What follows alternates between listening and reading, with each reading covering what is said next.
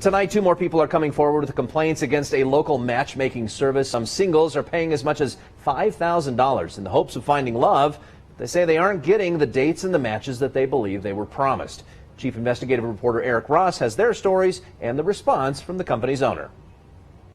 When you sign up with Colorado Springs Matchmakers, you're buying a service, but that service does not come without risk. The company's owner says matchmaking takes time, and there's no guarantees the people they set you up with will lead to a long-lasting friendship or marriage. But some customers feel they were sold empty promises and just want their money back.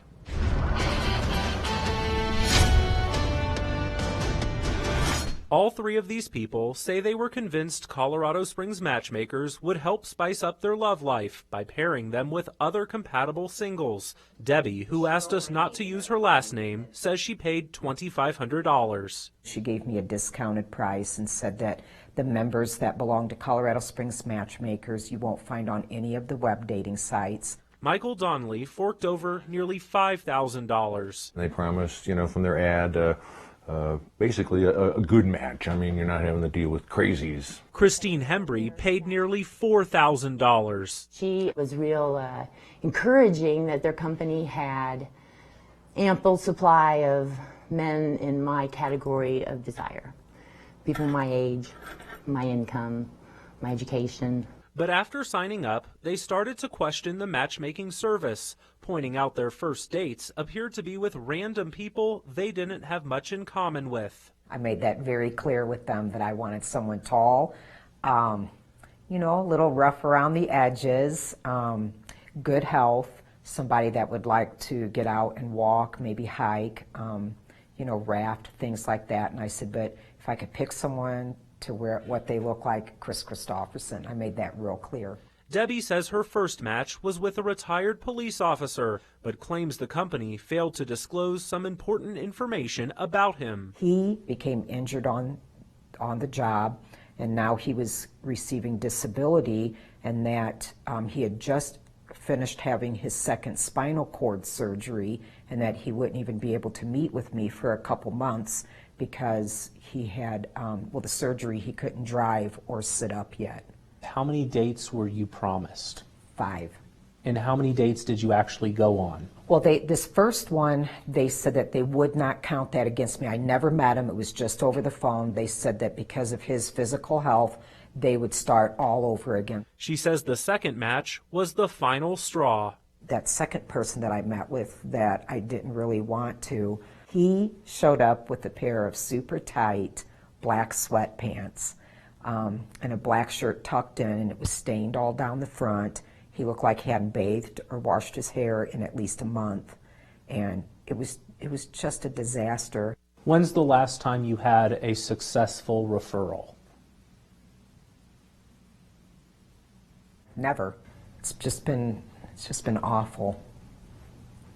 Michael shares the same opinion after he paid the company for 8 dates. The first lady they introduced me to said she was on hold and she didn't want to be even meet. He says the company then sent him 2 more matches, but claims both women backed out of meeting when he says he told them he doesn't like to watch sports. On my profile, I said, well, I bike, I hike, I ski. There's no mention about watching any football, basically anything with a ball in it. And Christine, who was featured in our original story, says she too hasn't had successful results with the company. I'm not a big fan of making a lot of trouble for people. I just feel like, I just feel I was sold something that wasn't real, and I had the money, and that's why I did it. But if you ask the company's owner, Shane Weisberg, he'll say the group of people voicing concerns are not giving his matchmaking company enough time to make things right. When they come to us and we explain to them that we only will match them when we feel like we have someone who has real potential for them. When they interview with us, they appreciate that. They like that. They feel like that is a selling point. But when they're at home and when they're alone, they don't appreciate that as much. And the truth of the matter is that if singles were really, really good at matching themselves, they wouldn't be single. Weisberg says he has over 700 clients in his database in Colorado Springs and over 4,600 across his 5 companies. But some of those clients have filed lawsuits and won, claiming the company collected their money and didn't deliver the services they were promised. We asked Weisberg about this. Small claims court judges don't have to rule by the letter of the law. They don't have to rule by the contract.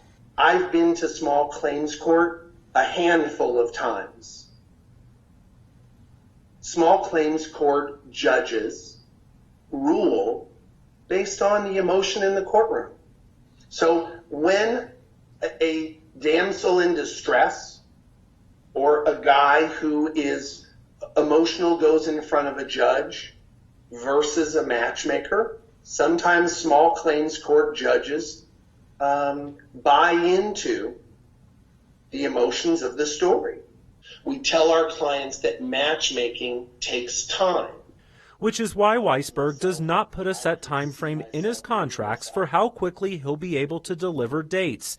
And we should point out, not everyone has had a bad experience with his company. On my 7th date, I found the woman that I am currently with, and it's been almost a year now that we've been together.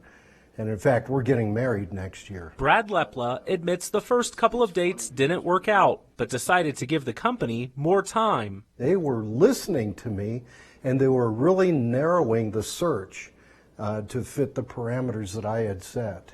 People like Mike say they gave the company a chance, but it didn't live up to his expectations. It's been a very disappointment. I thought for sure I would have met somebody, the way they profess to have this nice database.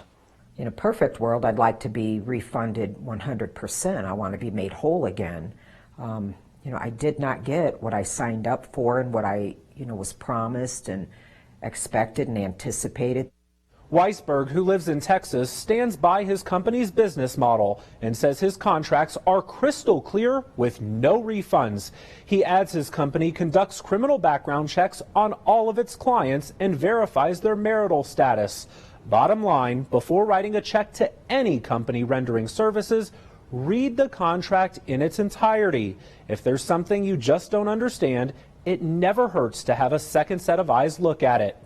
Eric Ross, News 5 Investigates. And as always, if you have a problem or issue you'd like Chief Investigative Reporter Eric Ross to look into, call our tip line at 228-6275 or send an email to news5investigates@koaa.com.